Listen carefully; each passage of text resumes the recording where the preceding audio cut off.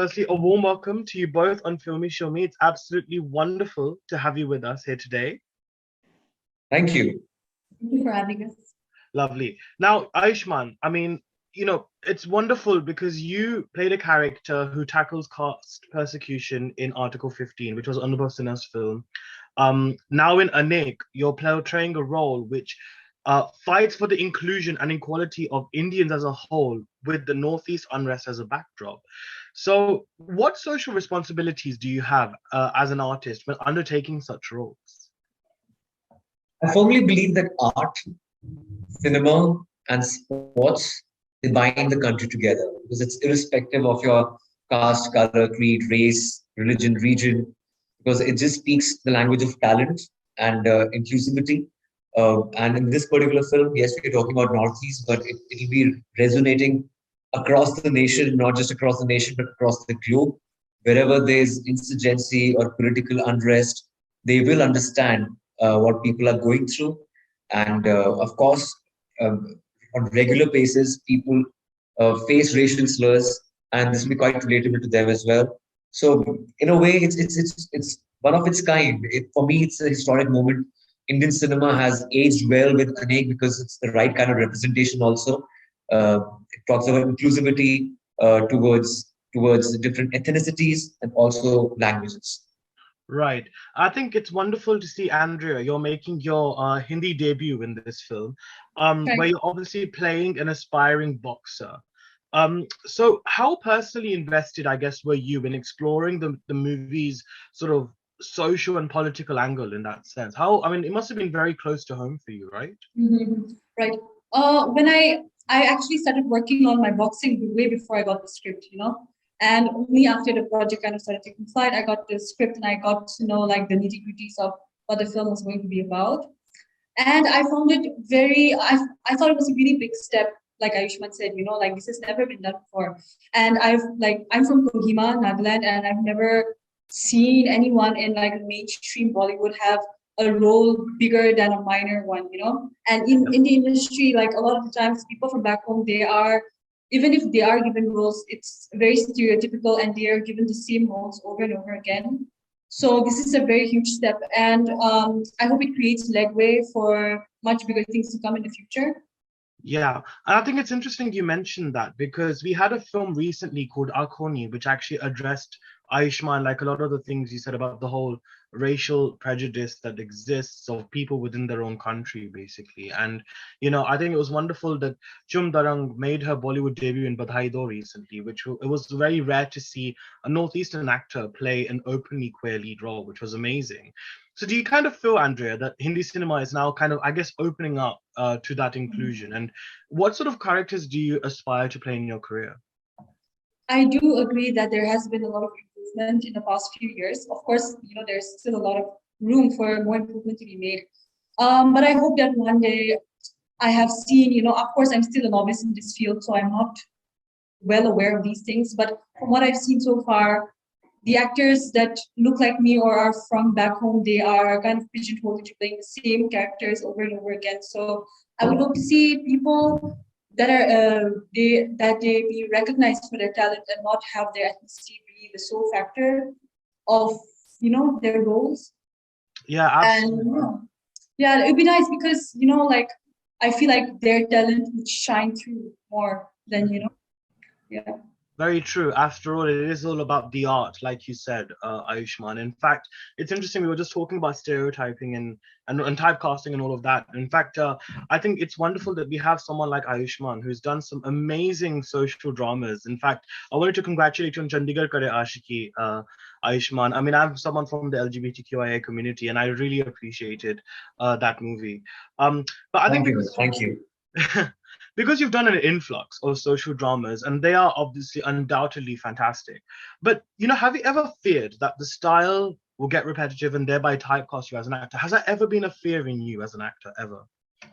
Every actor, every artist has a staple zone or staple genre. For me, social comedy is my staple genre, but of course I want to break away from the genre once in a while, like I did with Andhadhun, Article 15, Anek now, and I'll be doing that again with the action hero. So, to break away from your core genre is really, really important. and I'll do that in months in 2, 3 films, and that's been a conscious effort. Yeah, Anek is a genre breaker for me because you've never seen me like this before. With Chandigarh Kare Aashiki, though it was my genre, but the physicality was very different. It was never portrayed before.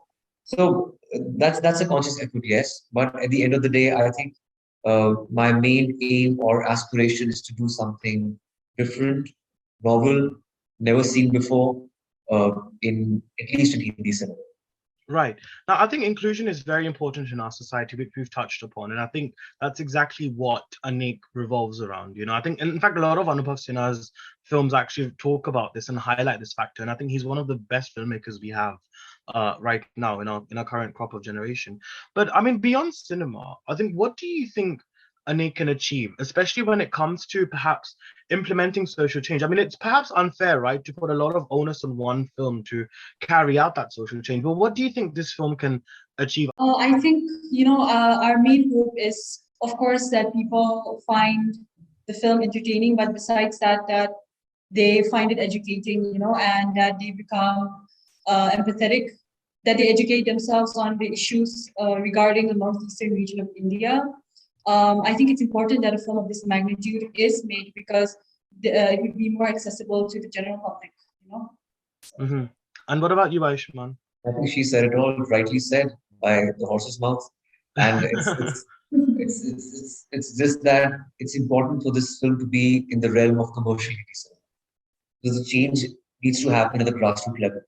If you're making a film which is slightly off center or which is slightly, what do you say, smaller in scale, then it will only be reaching out to people who are, it's preaching to the converted, who always are who are already resonating with your ideas. The idea is to make that change and reach out to as many people as possible. So I hope we are able to achieve that. Right.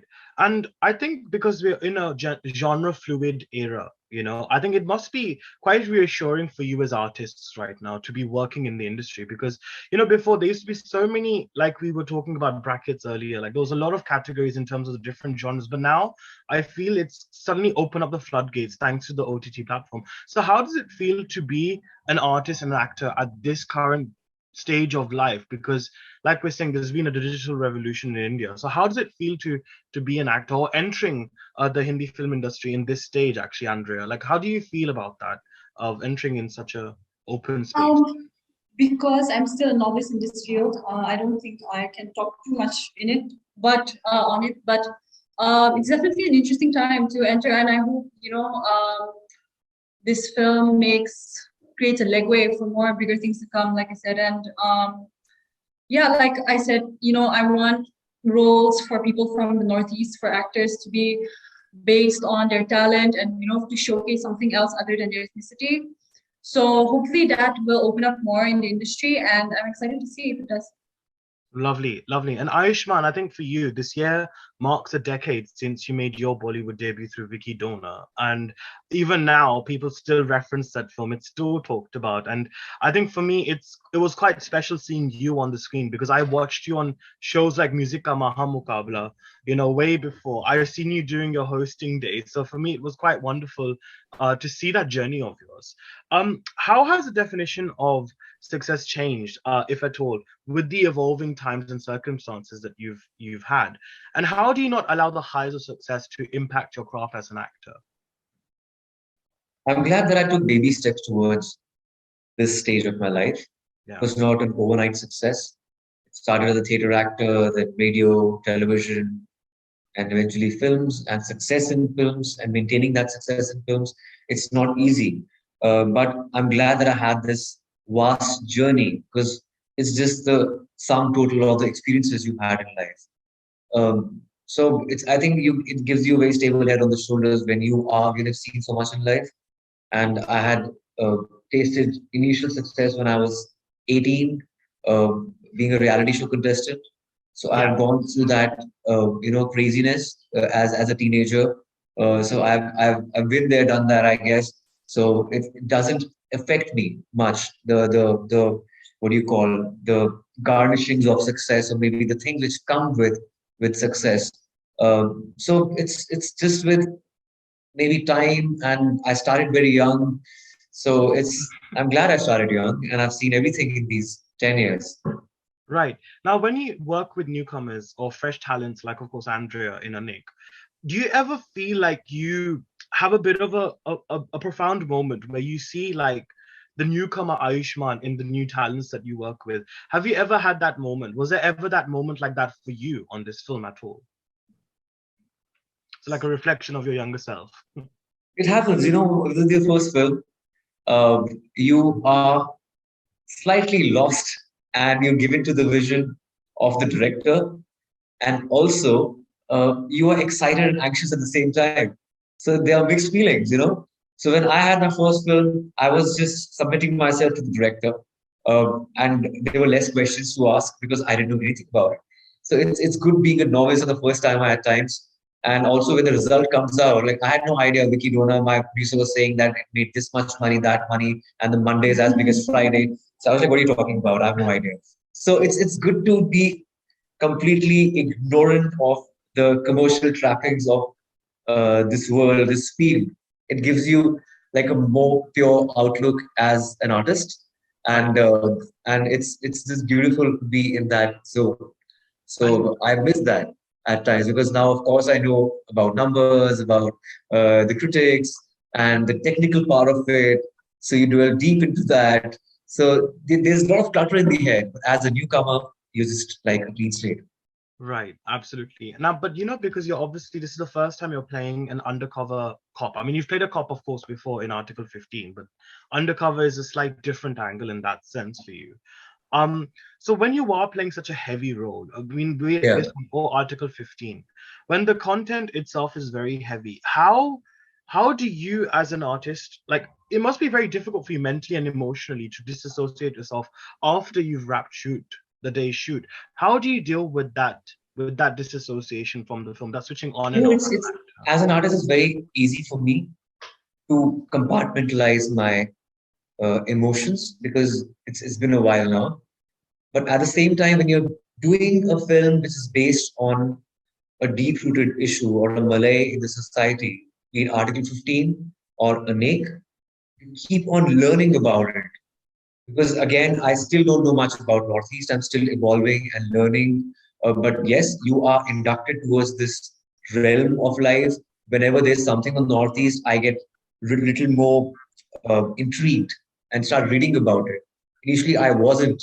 So it's just that drift from your normal life.